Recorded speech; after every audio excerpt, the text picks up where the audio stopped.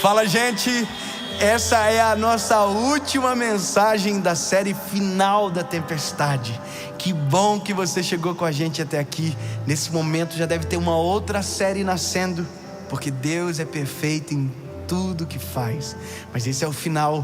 Espero que Deus tenha falado muito com você. Mas fica aí comigo mais um pouquinho, que ainda há mais uma palavra de Deus para o seu coração. Amém? Não esquece só de curtir o vídeo, de deixar o seu comentário, manda para todo mundo e já prepara o seu coração para a próxima série. Vamos lá, nossa última mensagem agora. 2 Samuel, capítulo de número 11, diz: E sucedeu, depois de um ano ter expirado, na época em que os reis saíam para a batalha, que Davi enviou Joabe e com ele seus servos e todo Israel. Eles destruíram os filhos de Amon e sitiaram Rabá. Davi, porém, se manteve em Jerusalém. E sucedeu que ao cair da noite, que Davi se levantou da sua cama e caminhava sobre o terraço da casa do rei. E do terraço viu uma mulher se banhando, e a mulher era muito bonita ao seu olhar. É isso. Era para estar na guerra, mas estava em casa. Era para estar fazendo aquilo que todos os reis faziam. Era para estar na guerra, mas estava em casa. Eu vou ser sincero com você. O homem, e quando eu digo o homem, entenda o homem e a mulher, nós somos tentados pelo aquilo que os nossos olhos contemplam. Veja, eu sei qual é o meu ponto fraco, eu sei aonde pode vacilar os meus pés, então eu sei exatamente para onde eu não devo olhar, para que o meu propósito se estabeleça e permaneça. Não se trata só de se estabelecer, mas de permanecer. As histórias, elas não são bonitas no começo, elas são lindas no final delas. Portanto, às vezes é muito mais relevante quando você termina do que quando você começa. Você não será lembrado pelos seus primeiros feitos, você será lembrado pelas suas últimas realizações. Agora, a questão é, o início de tudo, nós somos muito mais focados, obstinados do que muitas das vezes do meio para o final. Porque do meio para o final a gente sente que tudo já deu certo, que tudo já foi, já aconteceu. E deixa eu te dizer, meu lindo, já vi muita gente com um futuro brilhante, quando tudo estava dando certo, cair de lá de cima. Estava dando certo, estava dando tudo certo, mas de repente os olhos se distraíram, perdeu o propósito, perdeu a razão, perdeu o objetivo, porque ao invés de estar olhando para o alvo, olhou justamente para aquilo que destrói, para o ponto fraco. A Bíblia, ela é um livro que nos mostra os acertos, mas não nos oculta dos erros dos seus personagens. Exceto um que não erra, exceto um que é inerrante pela própria palavra, Cristo.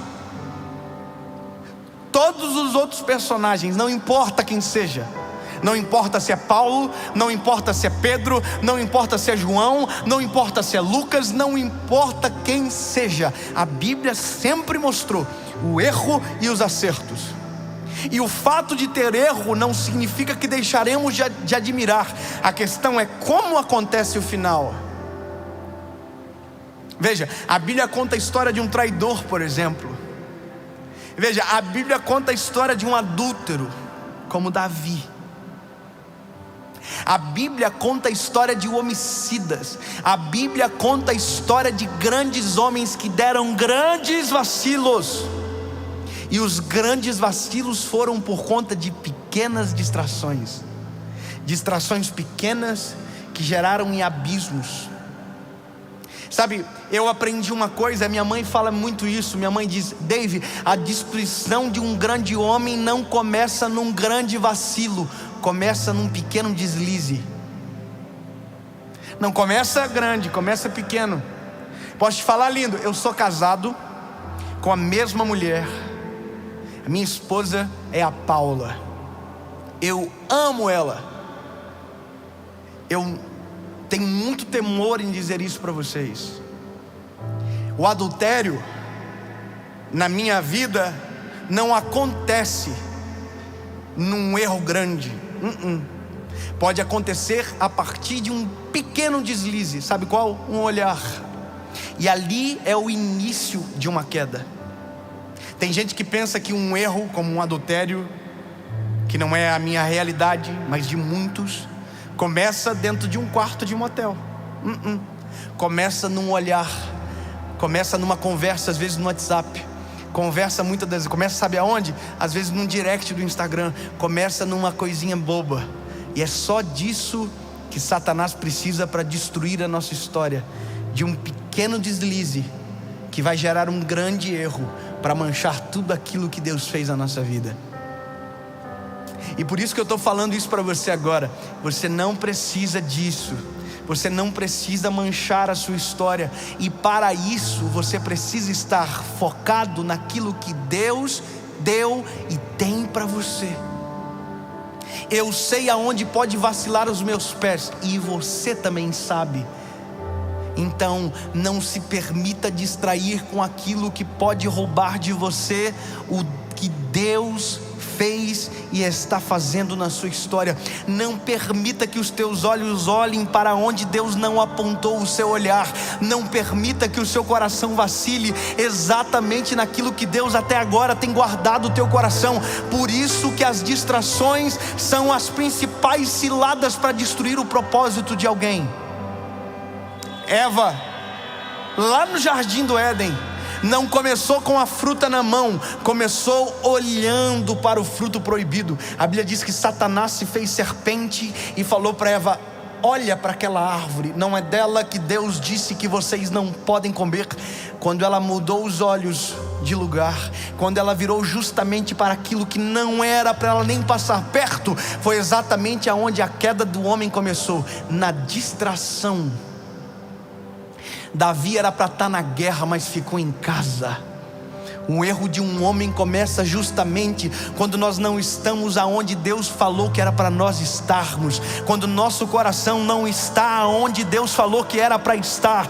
Quando nosso coração inverte o propósito que era para ser sadio, e o nosso propósito se perverte em maldade. Quando a gente perde o propósito, nosso coração se escancara para as distrações da história. Não permita que nada tire você do centro da vontade de Jesus, porque a dor da queda é terrível. É muito mais fácil cair do que levantar. E nunca se esqueça, a história nossa, ela é muito curta para ser manchada. Nós precisamos cuidar muito. Eu me lembro de uma vez que um homem de Deus falou para mim, pastor Admirson, um homem da minha confiança. Ele disse para mim: Dave, a maior característica de um homem de Deus, isso serve para todo mundo, é ser irrepreensível. Ponto. O que é ser irrepreensível? É não ter o que falar. Não tenho o que falar. Quando não tenho o que falar, começo a inventar o que quiser, mas as invenções não prevalecem, senão a história. Sabe de uma coisa? Eu quero dizer para você, eu tenho cuidado da minha história. Não podem dizer nada sobre mim. Podem inventar, Pode criar qualquer coisa, pode falar da minha teologia, pode falar mal, pode falar que a teologia é do coach, pode falar que é massagem de ego, mas nunca poderão dizer que eu desonrei a minha esposa, nunca poderão dizer que eu desonrei ao Deus que eu sirvo, não poderão dizer que eu abandonei o meu propósito do início. É o mesmo até hoje, mudou a plataforma, mas a fala ainda é a mesma, o coração ainda é o mesmo. A pergunta é: e de você, o que irão falar amanhã? Porque agora a minha história é isso, mas e amanhã? O que irão falar sobre mim? O que irão falar sobre mim amanhã? Porque o que eu fazer agora, as decisões que eu tomar agora podem destruir tudo aquilo que eu vivi até agora. O que vão falar de você amanhã, meu lindo? Qual será a história que os teus filhos irão contar de você? O que escreverão na sua lápide? Qual será a memória ao teu respeito? O que os teus amigos falarão sobre você? O que a tua esposa falará na sua partida? Ou o seu esposo na sua partida? Qual será a história que irão contar de você? Quais serão os feitos que terão relevância? Quais serão os teus feitos? Se o teu propósito for viver o propósito de Deus, poderão inventar qualquer coisa, mas a história defenderá o seu propósito e a sua existência. Até hoje tem gente que fala que o corpo de Jesus foi roubado pelos discípulos. Tem gente que justifica isso para não crer em Jesus e dizer que Ele não ressuscitou. Só que se passaram 2020 anos e nunca encontraram o corpo dele, porque tudo aquilo que ele disse, ele fez. Ele veio, morreu pelos perdidos, ressuscitou e foi nos preparar um lugar. Fala qualquer coisa, mas ele é perfeito. E a Bíblia diz que assim como é, que sejamos nós também. Se Ele é santo, eu preciso buscar ter uma vida de santidade também. Se Ele venceu, eu tenho que ter bom ânimo, porque em nome de Jesus, nós venceremos também. Davi ficou em casa, caiu em pecado, adulterou. Um homem, por conta do pecado dele, morreu. Eu não posso não falar que isso aconteceu, entende? Obviamente que eu também não posso esquecer que Davi caiu. E por isso que a palavra sempre tem esperança. Porque talvez agora você ouviu essa mensagem até agora e disse: então, para mim já não dá mais, porque eu já caí.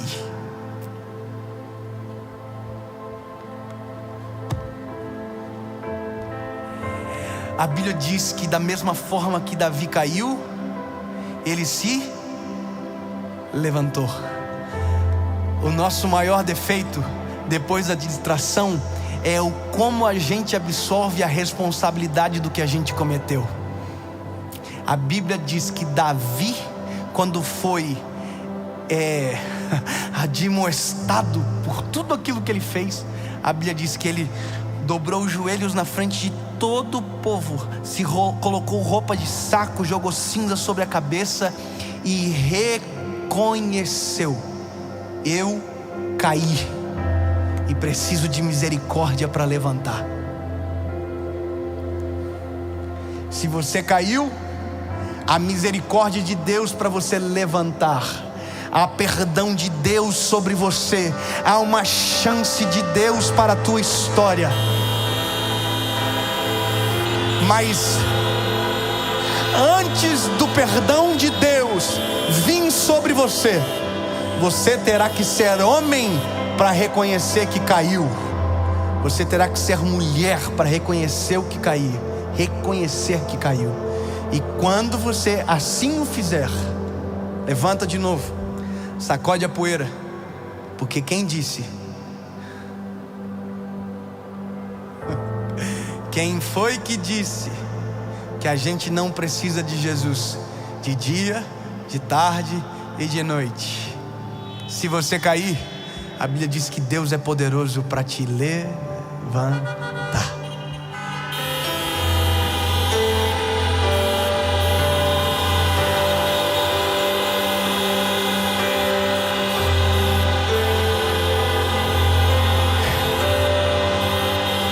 você está de pé,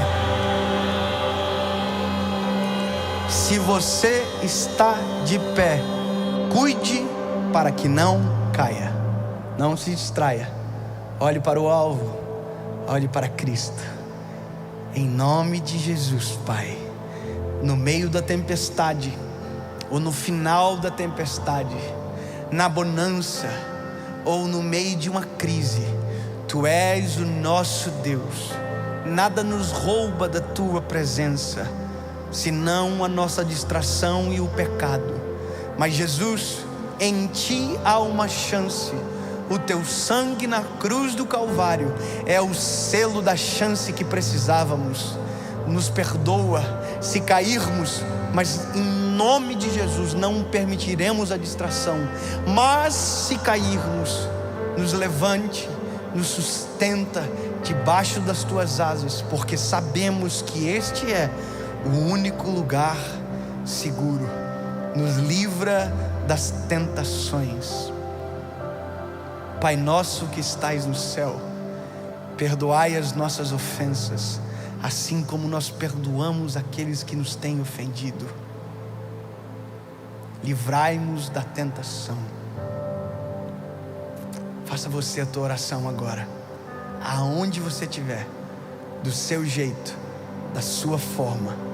E não se esqueça que no final de toda oração tem um amém. Ele ouve e te responde.